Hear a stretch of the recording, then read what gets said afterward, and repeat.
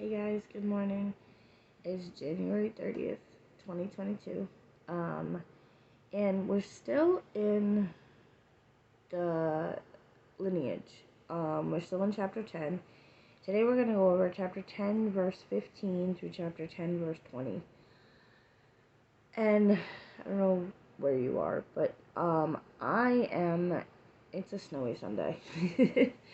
There was a blizzard yesterday. It dropped a lot of snow, but I feel like that's kind of important because of who we're going to be talking about today.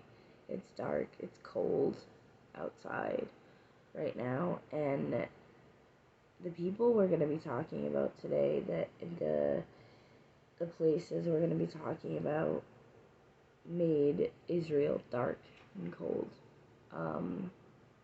They again conquered, most of these places conquered Israel, and we'll hear some names that we know.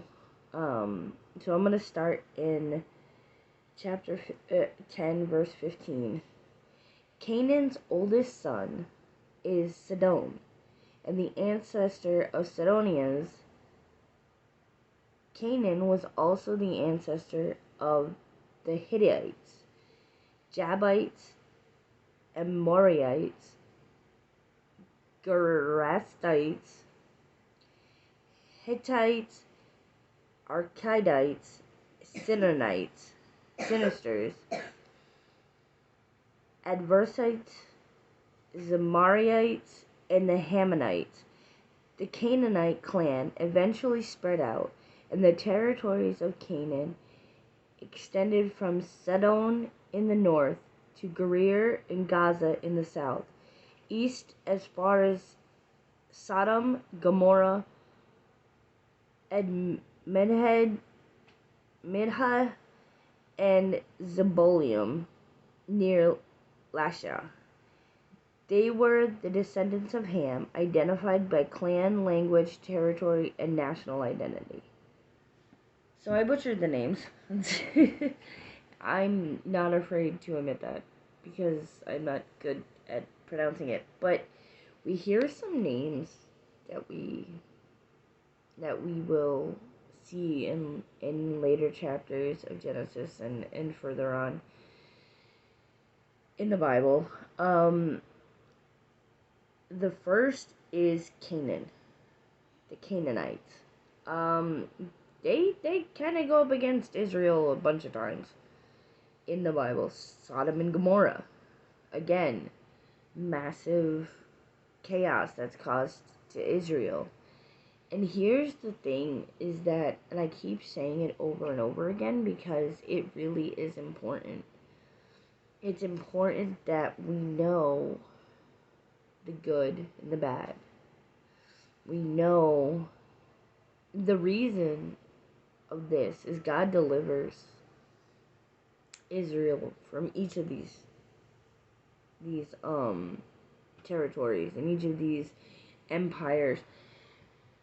But Israel needs to turn to God, just like we do. I mean, if we think about the places that we're going to learn about the Israelites going, the Jews going up against, we're kind of in that spot, to be honest. And we're in that spot where the world, culture at large, says we should do certain things, but we, as followers of Jesus, need to look to Him and look to the cross more than we look at culture and what culture says. Because all these things that culture says are important are fleeting. They're gonna disappear. But the love of Jesus and the cross will never disappear.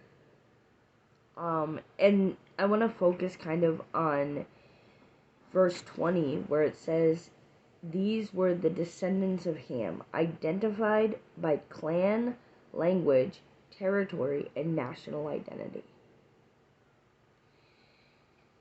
Identity. That's a word that we all kind of struggle with. You know,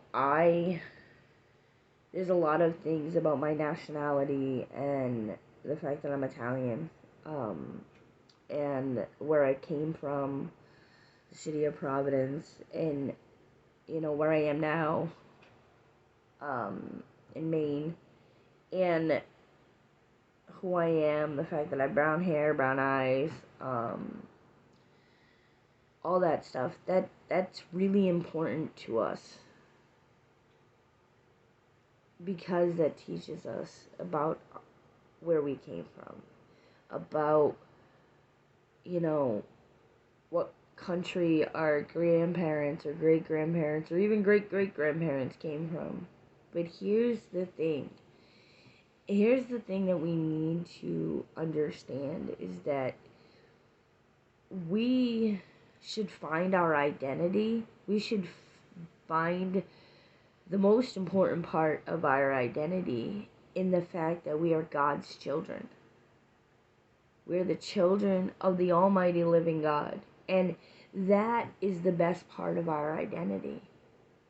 There's so many parts of culture that says we have to identify with a bunch of things.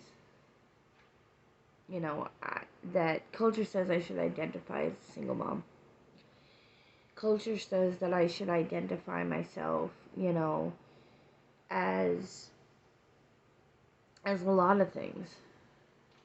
As poor, as whatever. But that's not our important identity. Our important identity, I am a child of God.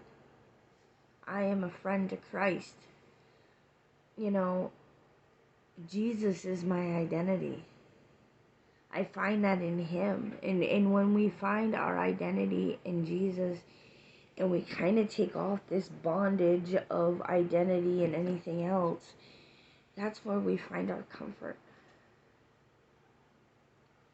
I don't need to find my identity in anything else. I need to know I'm a child of God so that I can turn to God and I can learn from Jesus and I can learn what I need to know and I can become who Jesus wants me to become. Because if I hold on to the identity that the world says I should have, it's putting me in bondage.